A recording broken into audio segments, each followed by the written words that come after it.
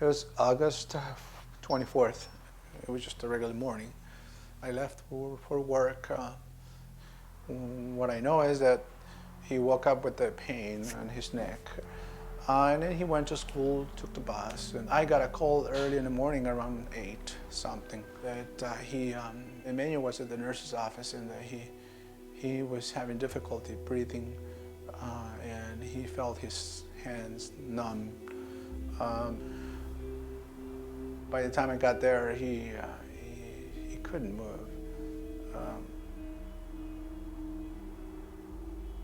At that point, then the nurses decided that we should call the paramedics, and they came in. It was just that one day on August 24th, he left the school and he hasn't been home yet.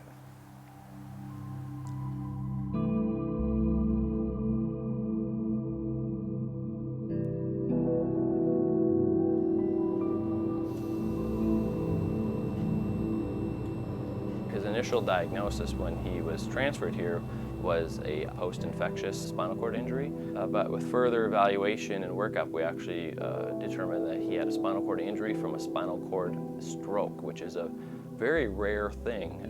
It's something that just can happen spontaneously, but it's very, very rare, especially in someone as young and healthy as Emanuel.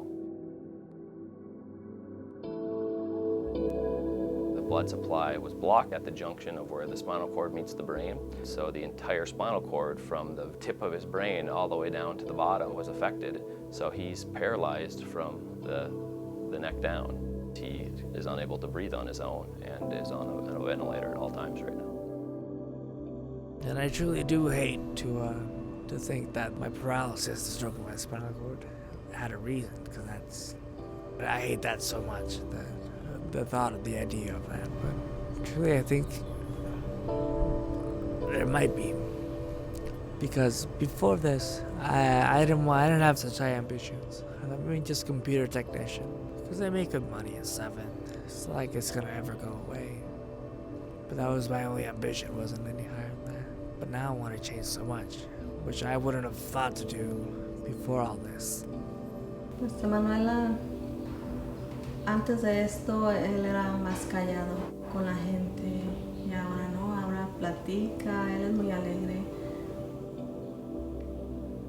Cuenta chistes, es muy inteligente, él le gusta mucho leer y... Having been in a hospital with us for so long, you get to know someone fairly well. He has an old soul type of personality to him. Well, they also have me scheduled for a show. I don't think we'll film that piece of it. Unless you want it filmed. Stay classic. This is a purely physical injury in that his thinking skills, all of his higher cognitive skills are unaffected and very much like they were before. The eldest of my younger sisters, she's really into environmental stuff. And I thought, so I'll work on the medical stuff, and then you work on all the environmental stuff. And then my younger sister can work like on the school systems and stuff. And then my two twin brothers, one of them worked like on politics, like making so just things are better.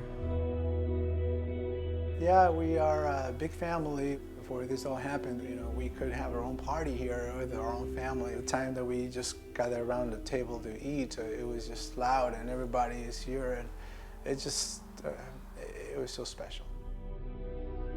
Right now, we can't bring him home because it's not suitable for him. We don't have a bathroom, we don't have the outside on the ramp, and we're working a little bit at a time as we have the funds and the means.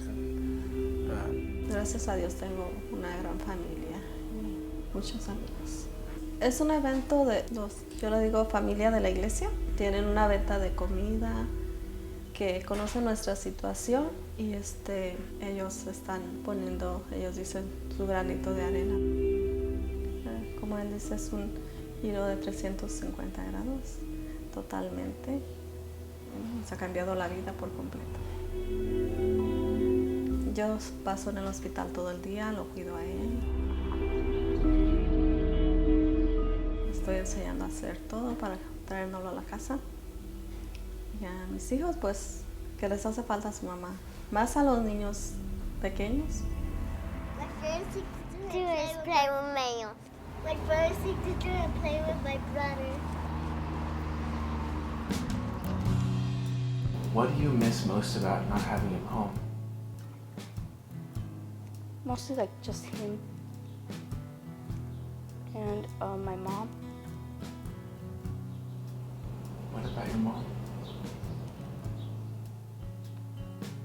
She's never home.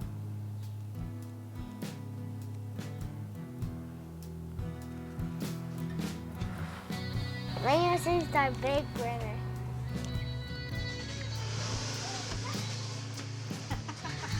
This is him flying. I got on the floor and he jumped from one couch to the other, and he loves this picture.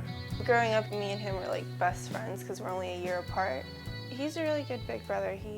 He'd always help me with my essays since he's so good at English and history. He loves to read. You shouldn't get him started on history because he just goes on and on. He has this room full of books.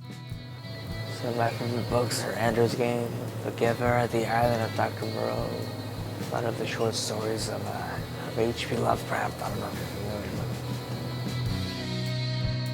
with them. So this injury happened in August of 2012. So we're now 10 months later. He's been in the hospital this entire time, waiting for his house to be modified so that he can return to it. The conditions need to be modified drastically for someone with his degree of paralysis. My name is Barry. I'm with At Home Living Solutions. We specialize in ADA home modifications for folks with catastrophic disabilities or the elderly, and we're able to make the recommendations required to get them home as quickly as we can in a safe and barrier-free environment. This floor needs to be reinforced to accommodate the weight of a wheelchair. Same with the bathroom. My recommendation is the roll-in shower that we proposed that would accommodate not only Emanuel, but a caregiver as well, and we install those all the time. From what I've been told, Emanuel needs power, and this house is power inefficient. We would provide an upgraded electrical panel that would accommodate the respirator. This home would also need a backup generator. The egress into the home needs to be changed. The ramp will come out with a 5-foot turnaround here, and then the ramp will run down the home, have another turnaround spot here, and then come back into the driveway approximately here. This sliding glass door has to come out because he can't even get his wheelchair in here. We'll have to put in a new door. The associated cost with doing a home remodel like this would total right around $45,000, and that would get Emanuel all that he needs to be released from the hospital, to be with his family, to be able to live here safely and independently, barrier-free, and that's our ultimate goal. So unfortunately, if he's not able to return home, he likely will continue living in a hospital or a nursing home for the remainder of his life.